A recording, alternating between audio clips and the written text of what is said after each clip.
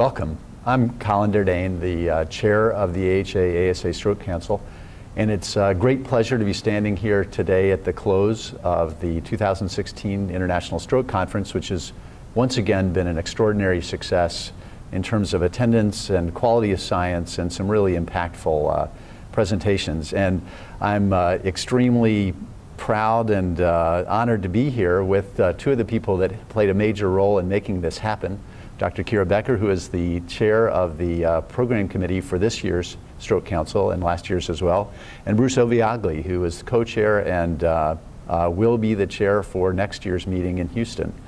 So our purpose here right now is to review some of the highlights of the meeting and speak a little bit about next year. So without further ado, Kira, would you like to go first? First was the INCH study, and this was a study that was done in Germany looking at different strategies to reverse vitamin K antagonist-associated coagulopathy in patients with intracerebral hemorrhage.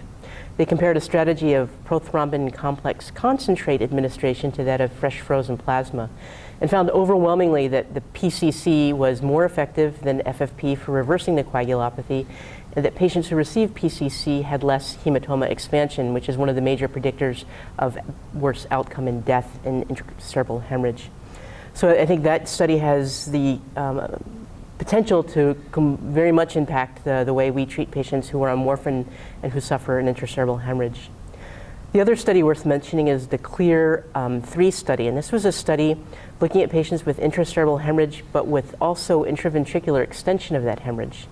And while they failed to show a benefit based on their primary outcome of reduced disability, what they did show was a 10% decrease in death, which was statistically significant. And in the study, they took patients who had intraventricular extension of their hemorrhage, external ventricular drains were placed, and in the experimental arm, they instilled TPA to help resolve the clot within the ventricle much more rapidly than patients who just had an external ventricular drain placed. So I think that we'll hear more about this strategy. We certainly learned a little bit about where to place those drains and which potential patients might benefit more. So I believe we'll hear more about this strategy in the future. And some of the trials I found fascinating, one was the IRIS trial, the insulin resistance intervention after stroke trial. This was a trial that looked at patients who had insulin resistance and had just experienced a recent ischemic stroke or TIA. They were randomized to pioglitazone versus placebo, followed for a period of 5 years. The study found there was a 24% reduction in stroke and heart attacks in those patients who received pioglitazone. In other words, when they looked at the number needed to treat, you need to treat 100 people over 5 years to prevent 3 strokes. Unfortunately, they also noticed there was the incidence of fractures as well, and so it caused 2 fractures in 100 people over 5 years. Now, these results are very interesting because it adds another weapon in our armamentarium in terms of treating stroke patients, trying to prevent recurrent strokes. Having said that, of course, many issues will need to be worked out with patients. One is how soon can one safely start pioglitazone? You need to do a HOMA test to check for insulin resistance first, and so whether that's done in the hospital or could be done later is an issue. The other issue is how patients will receive the news about trying to prevent strokes, but at the same time putting them at risk for fractures. And so those are issues to resolve. Another trial that I found of interest was the FIND-AF trial. This was a trial done in Germany.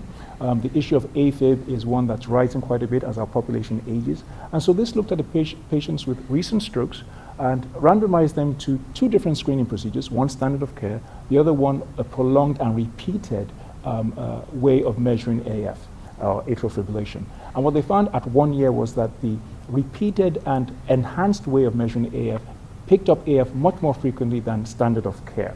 And so this is something that's very exciting because we know that it definitely changes management when you pick up AF, and so trying to detect AF promptly and trying to institute the appropriate management is very important for stroke patients. The issue at stake here, of course, it was done mostly in Caucasian patients, mostly in one healthcare system, so how we can generalize these results will be something to discuss in the future. The last trial I was going to discuss was the ACTION trial, a very promising trial looking at an agent, an antibody that has been shown to reduce brain inflammation in multiple sclerosis, natalizumab, and looking to see if it might potentially reduce post-ischemic inflammation in stroke patients. And so what they did was to randomize patients to natalizumab versus placebo. Their primary endpoint was one of infarct growth, and they had a whole host of clinical endpoints as secondary outcomes. They did not meet their primary endpoint, But they did find that there was improvement in terms of the modified Rankin scale score at 30 days. There was attenuation of that impressive result at 90 days, but in a whole host of other clinical endpoints, there, in terms of Bathel index, in terms of the stroke impact score, there was benefit in favor of the antibody.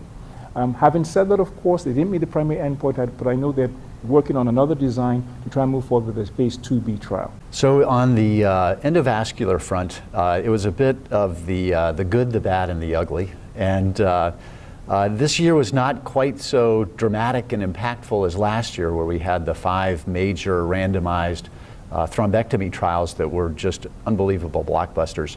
This year we had 3 trials that presented 2 of them long-term data, follow-up data on studies where the primary results had already been published, but then we did have 1 de novo trial that presented its final results.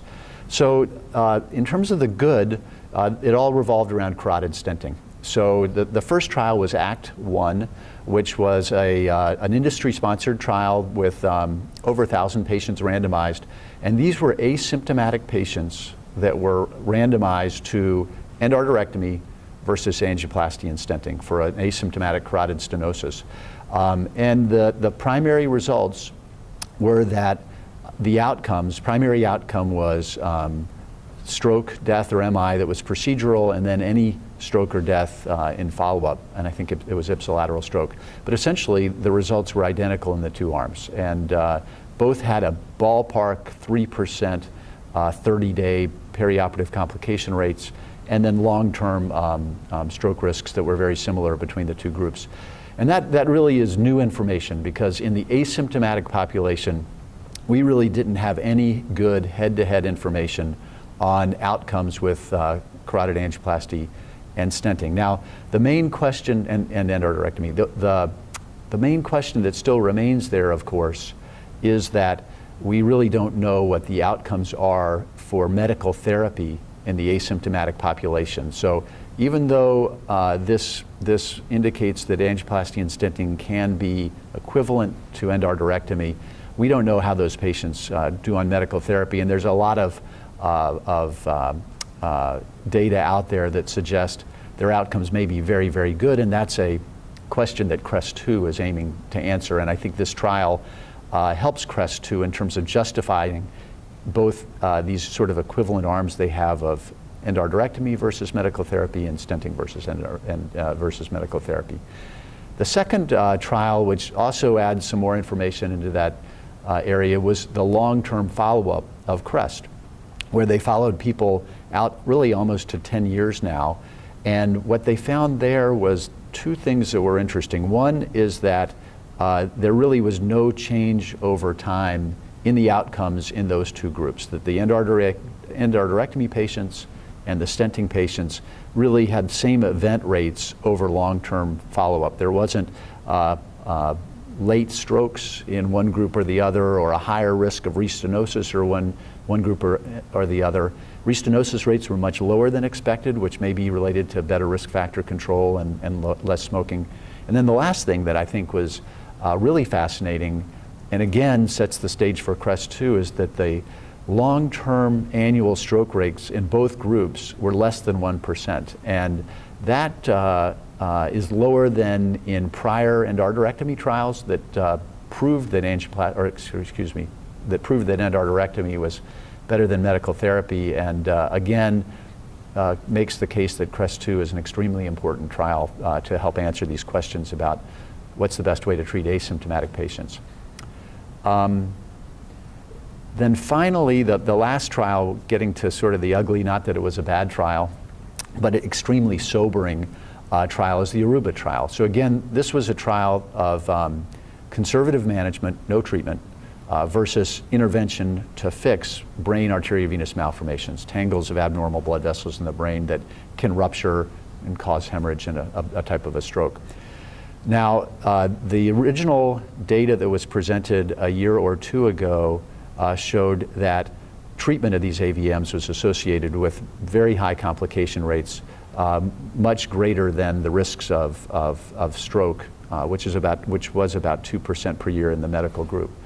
But the outcome or the data that they had at that point was pretty limited, with about 2 years of follow-up or so. And so this latest presentation takes the average follow-up out to 5 years, and the results are the same. There's really the same rates of stroke within the two groups, which, despite the fact that there's a 2% annual increase of stroke in the medical arm, the treatment arm continues to have event rates too. And that, again, makes treatment of patients with unruptured brain arteriovenous malformations something that requires a lot of consideration, and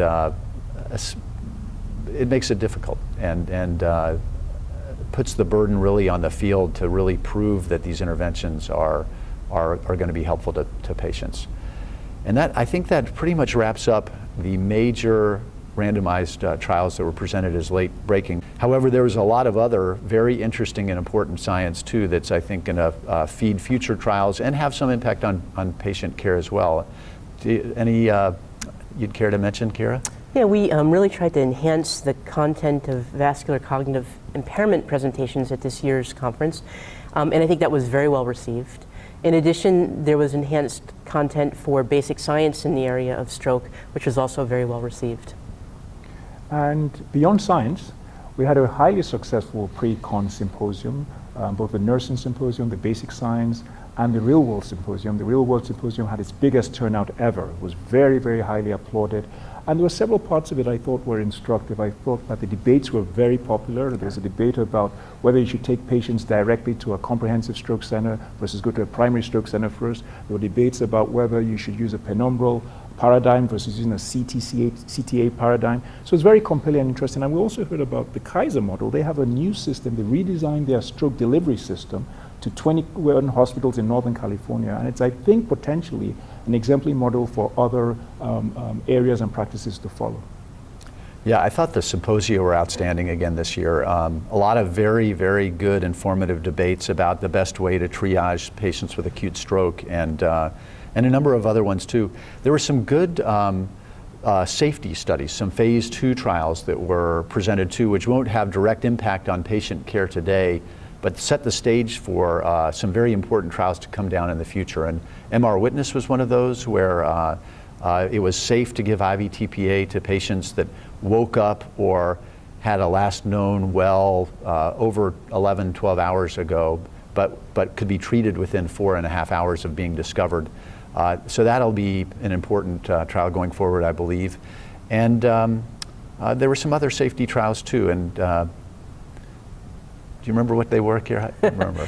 Well, so there was the ICTIS 2 study, yes, right, which looked at using hypothermia for stroke in combination with TPA.